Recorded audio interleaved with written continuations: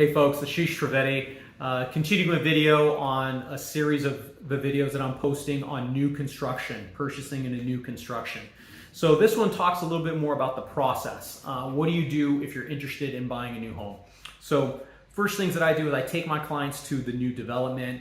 They typically have about 3 models for them to look at, different variations, different floor plans. Once my client falls in love with one of those models, we go and we visit the sales office to see what they have available, what lots they have available for them to purchase.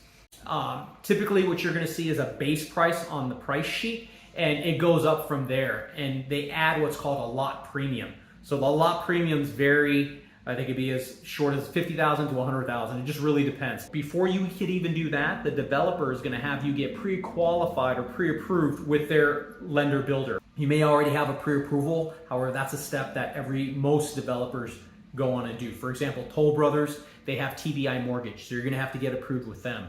After that happens, you'll be able to put a reserve. That reserve varies between $1,000 to $5,000, and it is completely refundable.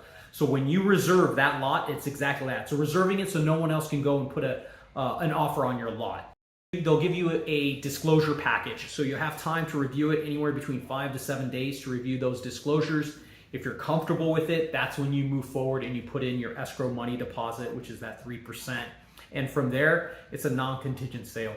Well, folks, that's the short of it. I'm gonna also post other series of videos to go and give you a little bit more in-depth information on each one of these processes. Look out for them. Ashish Trivedi. Hope you enjoyed the video, and I'll talk to you soon.